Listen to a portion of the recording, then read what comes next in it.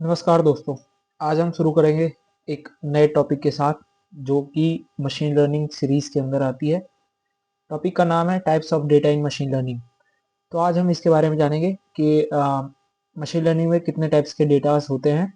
तो चलिए शुरू करते हैं। मशीन लर्निंग की अगर हम बात करें और अगर जो हम डेटा की बात ना करें तो वो मशीन लर्निंग कंप्लीट ही नहीं होगी। बिना डेटा का मशीन लर्निंग हम यूज ही नहीं कर सकते।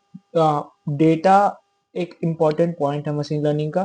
तो मशीन लर्निंग एक असल में इंसान की तरह सीखता है, लेकिन वो सीखता है डेटा देखकर।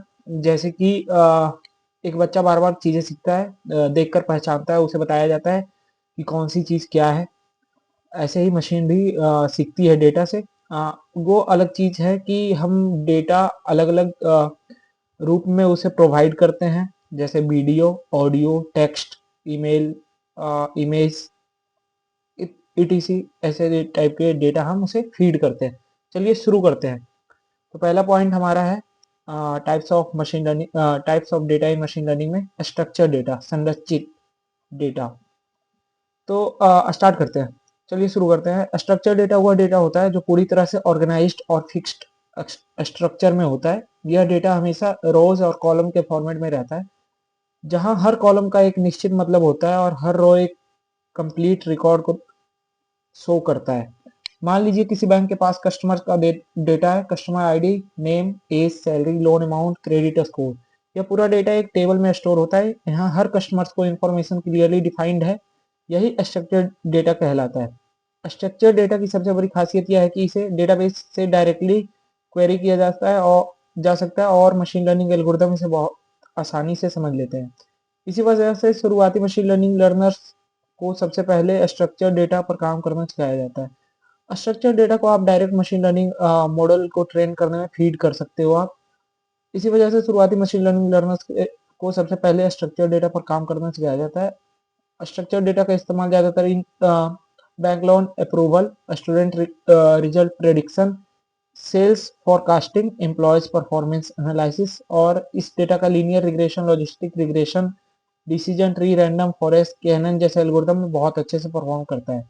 ये जो मैंने बताया कि bank loan approval, student result prediction, sales forecasting, ये सारे प्रोजेक्ट्स हैं जो आप in the future machine learning में आगे पढ़ना चाहते हो, तो ये सारे प्रोजेक्ट्स आप in the future machine learning में आप करोगे।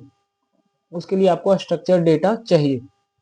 चलिए अगले पॉइंट की बात करते हैं। तो वो हमारा अनस्ट्रक्चर्ड डेटा, असंरचित डेटा। अनस्ट्रक्चर्ड डेटा का वह डेटा होता है जिसका कोई फिक्स स्ट्रक्चर नहीं होता। यह डेटा ना तो रो में होता है ना ही कॉलम में। आज के समय में इंटरनेट पर उपलब्ध सबसे ज्यादा डेटा अनस्ट्रक्चर की है। एज एग्जाम्पल हम देख सकते हैं, अगर कोई व्यक्ति यूट्यूब पर वीडियो अपलोड करता है और इंस्टाग्राम पर फोटो डालता है या व्हाट्सएप पर वॉइस नोट भेजता है, यह सब अनस्ट्रक्चर्ड डेटा है। एक इमेज में लाखों पिक्सल्स होते हैं, लेकिन कोई कॉलम नहीं होता जो बताए कि यह आँख है या नाक है या कान है। मतलब वो आपके बॉडी पार्ट्स या किसी भी चीज को डिफाइन करे। इसी तरह के डेटा को सीधे मशीन लर्निंग मॉडल में नहीं डाला जा सकता है। सबसे पहले इसे प्रोसेस और ट्रांसफॉर्म किया जाता है। इमेजेस के लिए पिक्सल्स और नंबर्स में बदला जाता है। टेक्स्ट के लिए वर्ड्स और वेक्टर्स में बदला जाता है, और ऑडियो के लिए फ्रीक्वेंसी और फीचर्स निकाले जाते हैं।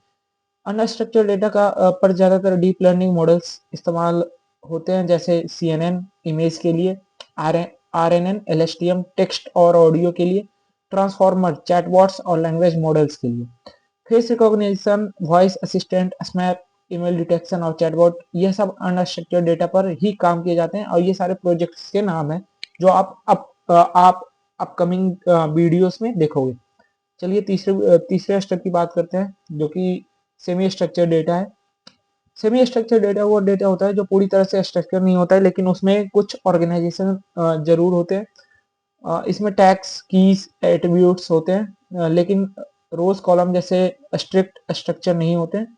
सबसे कॉमन एग्जांपल है जॉस और XML डेटा। मान लीजिए किसी फूड डिलीवरी ऐप का ऑर्डर डेटा फॉर्मेट में है, जिसमें order ID, restaurant name, items और डिलीवरी टाइम्स जैसी जानकारी होती है। हर ऑर्डर में आइटम्स की संख्या अलग अलग हो सकती है, इसलिए स्ट्रक्चर की पूरी फिक्स नहीं रहता है। मशीन लर्निंग में सेमी स्ट्रक्चर डेटा को पहले पार्स करके स्ट्रक्चर फॉर्मेट में कन्वर्ट किया जाता है। Web scrapping, API response analysis और सिस्टम लॉग एनालिसिस, ये सारे प्रोजेक्ट हैं जो आप सेमी स्ट्रक्चर डेटा की हेल्प से बहुत आसानी से कर सकते हो। चलिए अगले की बात करें तो वो हमारी क्वालिटेटिव डेटा है, जो कि हम कैटेगोरिकल डेटा के नाम से भी जानते हैं। कैटेगोरिकल डेटा वह डेटा होता है जो नंबर्स नहीं बल्कि कैटेगरीज को रिप्रेजेंट करता है। यह डेटा क्वांटिटी नहीं बताता है बल्कि यह टाइप और नेचर बताता है। एज एग्जांपल हम देख सकते हैं जेंडर बताता है वो, मेल और फीमेल। मटेरियल स्टेटस बताता है, सिंगल मीन्स ईट ब्रिक्स, ईट है, बालू है, सीमेंट है, ये बताता है। एजुकेशन लेवल बताता है, 10 12th ग्रेजुएट। ये डेटा देखने में सिंपल लगता है लेकिन मशीन लर्निंग के लिए यह चैलेंजिंग हो सकता है क्योंकि मॉडल्स टेक्स्ट को सीधे नहीं समझते।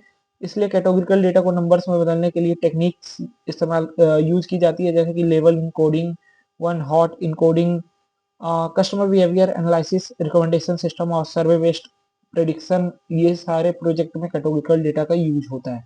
चलिए अगले की हम बात करें तो वो हमारी क्वांटिटेटिव डेटा है, जो कि हम न्यूमेरिकल डेटा के नाम से जानते हैं।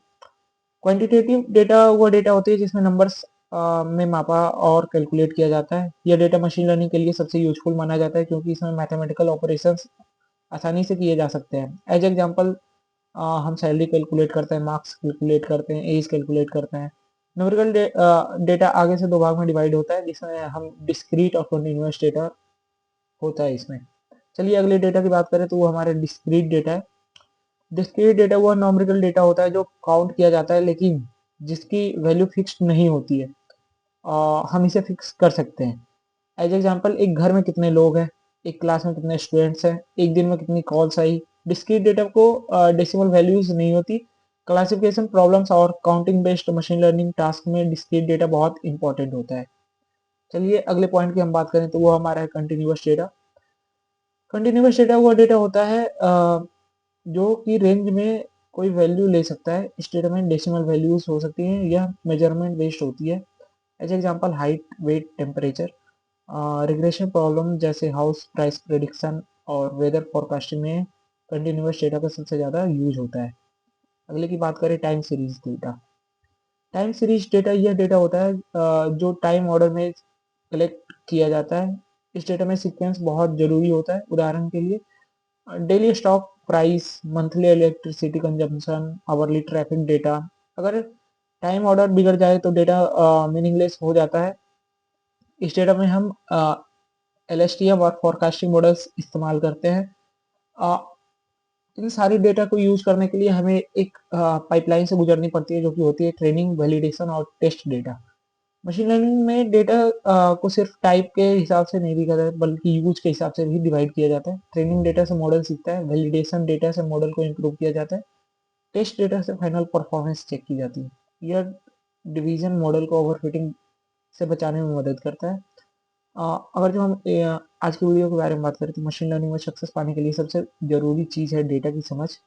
अगर आपके डेटा और टाइप्स का पहचान लिया तो सही प्री प्रोसेसिंग, सही एल्गोरिदम और सही प्रेडिक्शन अपने आप आसान हो जाता है। यही वजह है कि एक अच्छा मशीन लर्निंग इंजीनियर सबसे पहले डेटा को समझता है, फिर मॉडल बनाता है। अगर जो आपको ये वीडियो अच्छा लगा तो thank you for watching this video. Video like करें, वीडियो पे कमेंट करें, शेयर करें और चैनल को सब्सक्राइब करें। थैंक यू, धन्यवाद।